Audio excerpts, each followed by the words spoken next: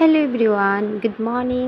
আজ বন্ধুরা ঘুম থেকে উঠতে আমার একটু লেট হয়ে গেছে। একদম ঘড়িতে দেখি চোখ মেলিয়ে 5টা বাজে।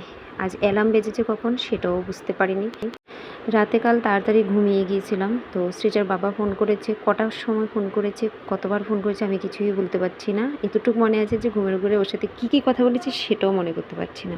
তো 2-3বার ফোন করেছে এটা বুঝতে পারছি। ফোন করাতে আমার একদম ঘুমের 12টা বেজে গেছে, যার জন্য আজ ভোরবেলা উঠতে একটু লেট হয়েছে। একটু লেট হওয়া মানে বন্ধুরা খুব দৌড়াদৌড়ি করে কাজ করা।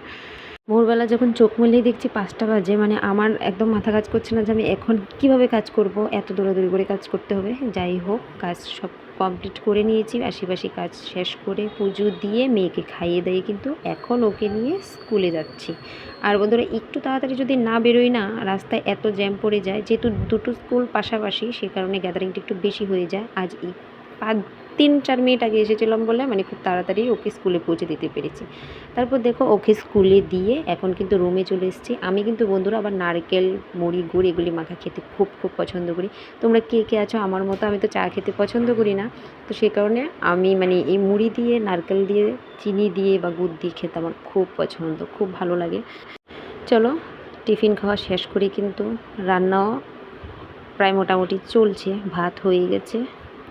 আর বন্ধুরা যা গরম শুরু হয়েছে, কাজবাজ কিছু করতেই ভালো লাগে না, খাওয়া দাওয়া তো একদমই ভালো লাগছে না। কি রান্না করব সেটাই ভেবে পাচ্ছিলাম না। কাল রাতে আবার মেয়ে বলেছে, মা তুমি আমাকে প্রমিস করেছো ডিম রান্না করবে। এখন প্রমিস করেছি শত গরম হলেও রান্না করতে হবে, তারপরেও ভাবছি যে ডিম খাওয়ার বাবার শরীর খারাপ না হয়ে যায়। এখন কী করবো, মেয়েকে প্রমিস করেছি ডিম তো ওর জন্য রান্না করতে হবে। তো ভাবলাম বেশি কিছু করব না, আলু বেশি করে সিদ্ধ করে নিয়েছি, আলু ভর্তা করব আর ডাল তো আছেই, ডিম রান্না করব। গরমের মধ্যে রান্নাঘরে বেশিক্ষণ থাকতেও ভালো লাগে না, রান্না বান্না কোনো কিছুই ভালো লাগছে না। এদিকে বাদাম নিয়ে এসেছি, যেহেতু মেয়ে বাদাম বাটাটা খেতে খুব পছন্দ করে, তো বাদাম পুড়িয়ে গিয়েছিল, তো সেটাকেও ভেজে রেখে দিচ্ছি। ভেজে রেখে দিলে ওর মন চাইলে কিছুক্ষণ পরও খেতে পারে যখনই মন চায়। এইদিকে দেখো রান্নাও আমার কিন্তু কমপ্লিট, যেহেতু খুব সাধারণই রান্না, খুব তাড়াতাড়ি করে হয়ে গেছে। ডিম রান্না কমপ্লিট, আর এদিকে আলু ভর্তাটাও তৈরি করে নিয়েছি। এ হচ্ছে বন্ধুরা আজকের আমার সিম্পল রান্নাবাড়া। কার কীরকম গরম লাগে যায় না, আমার একটু গরমটা বেশিই লাগে, মানে মাথা কাজ করে না, গরমে কাজবাজ কিছুই ভালো লাগে না। তারপর দেখো রান্নাঘরটা ক্লিন না করলে তো একদমই ভালো লাগবে না। এখন ঘর দৌড় রান্নাঘর রান্না শেষ করে পুরো ক্লিন করে নিয়েছি। রান্নাঘর ক্লিন করার পরে কিন্তু বন্ধুরা দেখতে খুবই সুন্দর লাগে।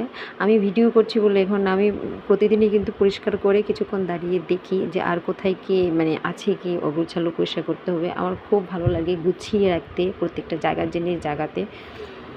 তারপর কাপড় কেচেছিলাম সেগুলি নিয়ে চলে এসেছি ছাদে। ওই যে বললাম প্রচণ্ড গরম, আর তারই মধ্যে রোজ ছাদে কাপড় ছড়ানো, এটা হচ্ছে সবচাইতে বিরক্তিকর। কারণ এই যে 3তলা ছাদে এসে রোজ বারবার করে সিঁড়ি ওঠানামা করা খুব প্রবলেম হয়ে যায়। কিছু করার নেই, নিচে কাপড় ছড়ানোর জায়গা নেই, ছাদেই আসতে হবে। আর বেশি কাপড় কাচিনি, গরমে কিছুই ভালো লাগছিল না। তো যেগুলি মানে খুব কাচতে হবেই, না হলে হবে না, তো সেগুলি কেচেছি। আর এইটা হচ্ছে দুপুরবেলার ভিডিও বন্ধুরা। এখন খাওয়া দাওয়া কমপ্লিট করে মেয়েকে ঘুম পাড়িয়ে দিয়েছি।